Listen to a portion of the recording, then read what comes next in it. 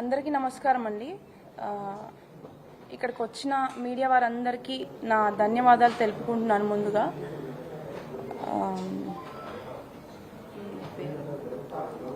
ఇప్పుడు ఇన్ని డేస్ నుంచి సపోర్ట్ చేసిన నా మీడియా వారందరికీ ఫస్ట్ ప్రతి ఒక్కరికి పేరు పేరుగా నేను థ్యాంక్స్ చెప్పుకుంటున్నానండి.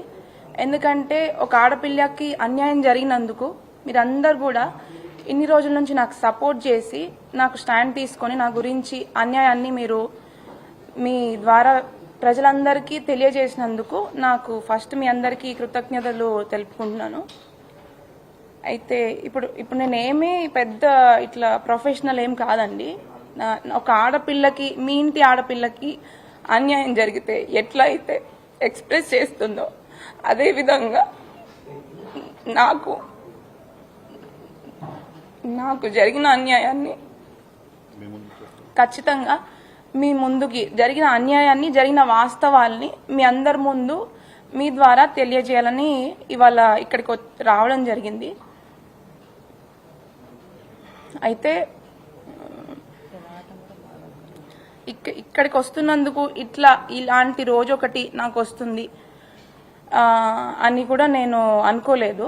ఇక్కడ రావడము, ఇలా అన్యాయం జరిగి ఇట్లా అందరి ముందు మాట్లాడడం కూడా ఒక ఆడపిల్లగా చాలా ఫస్ట్ బాధాకరంగా ఉంది నాకు. బట్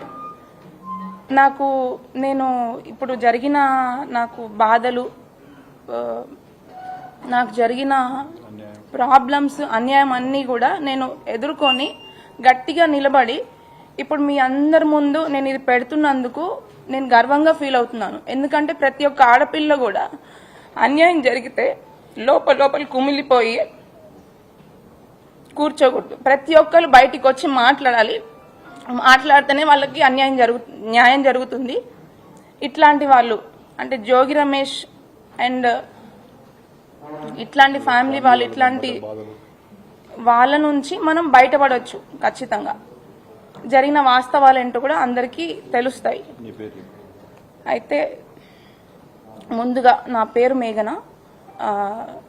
నేను మాజీ మంత్రి జోగి రమేష్ గారి కోడల్ని. 1.5 year బ్యాక్ అంటే May 28, 2025 రోజున జోగి రాజీవ్తో నాకు వివాహం జరిగింది. ఇప్పుడు అందరు తండ్రులు ఎట్లా అయితే తన అమ్మాయి, తన కూతురు హ్యాపీగా ఉండాలి అని చెప్పి ఎట్లయితే పెళ్లి చేశారో, మా డాడీ కూడా నేను హ్యాపీగా ఉండాలి అని చెప్పి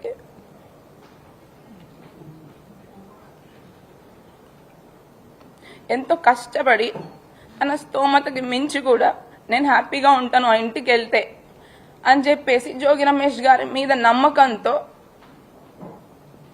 ఆ ఇంటికి నన్ను అప్పచెప్పాడు. కానీ ప్రతి ఆడపిల్లలాగానే నేను కూడా ఎన్నో ఆశలతో హ్యాపీగా ఉంటాను, ఒక కొత్త జీవితం ప్రారంభిస్తున్నాను అని చెప్పేసి ఎన్నో ఆశలతో నేను కూడా అడుగుపెట్టాను. కానీ అడుగుపెట్టిన కొన్ని రోజులకే చాలా ప్రాబ్లమ్స్ ఫేస్ చేయాల్సి వచ్చింది. కానీ ఫస్ట్ నేను చెప్పదలుచుకున్న విషయం ఏంటంటే, ఎవరైనా పెళ్లి ఎందుకు చేస్తారండి? హ్యాపీగా ఉండాలి వాళ్ళ అమ్మాయి అబ్బాయి అని చెప్పి పెళ్లి చేస్తారు. బట్ జోగి రమేష్ గారు చేసిన ఉద్దేశం రాంగ్. ఫస్ట్ థింగ్ ఏంటంటే, ఒక పెళ్లి చేసుకున్న తర్వాత ఇద్దరి మధ్యలో గొడవలు వచ్చి విడిపోవడం అనేది కంప్లీట్ డిఫరెంట్ స్టోరీ. బట్ నా పెళ్లి అట్లా జరగలేదు.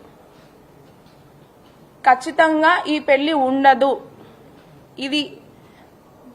ఇది ఉండే పెళ్లి కాదు అని చెప్పి అతని కొడుకుకి ఉన్న ప్రాబ్లము ముందే అతనికి తెలిసే, ఖచ్చితంగా వాళ్ళ కుటుంబం మొత్తానికి తెలిసే నాకు ఈ పెళ్లి చేశారు.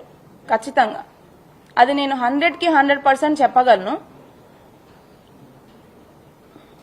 పెళ్లికి ముందు ఇలా తెలిసి ఒక అమ్మాయి గొంతుని కోయడం అనేది చాలా పెద్ద నేరము. ఇట్లా ఇప్పుడు తనకు కూడా ఒక కూతురు ఉంది, తనకు కూడా ఖచ్చితంగా కూతురు ఉంది.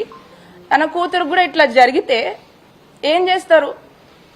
ఇప్పుడు ప్రజలందరికీ సహాయం చేసే ఒక వ్యక్తి, పబ్లిక్ పర్సన్, అతను పబ్లిక్ నాయకుడు. మరి తన ఇంట్లో ఆడపిల్లకి అన్యాయం చేశాడు తనే. మరి ఏం చేద్దాం అనుకున్నాడు ఆయన? ఏ ఉద్దేశంతో పెళ్లి చేశాడు? అండ్ నిన్న జరిగిన జోగి రమేష్ గారు జరిగిన ప్రెస్ మీట్ లో ఒక విషయం చెప్పాడనమాట. మా ఇద్దరి మధ్యలో మనస్పర్ధలు గొడవలు రావడం వల్ల డిస్టర్బెన్సెస్ వచ్చి వాళ్ళు ఏదో విడిపోతున్నారు, బట్ ఇప్పుడు కూడా కలిసి ఉండాలని అనుకుంటున్నాను అంటున్నాడు. అసలు మా ఇద్దరి మధ్యలో ఏం గొడవలు వచ్చాయి? అసలు ప్రాబ్లం ఏంటి? నేను చేసిన తప్పేంటి? అసలు విషయాలని పక్కన పెట్టి పక్కదారి పట్టించడానికి ప్రయత్నించాడనమాట. అది క్లియర్ గా మీ అందరికీ అర్థమవుతుంది.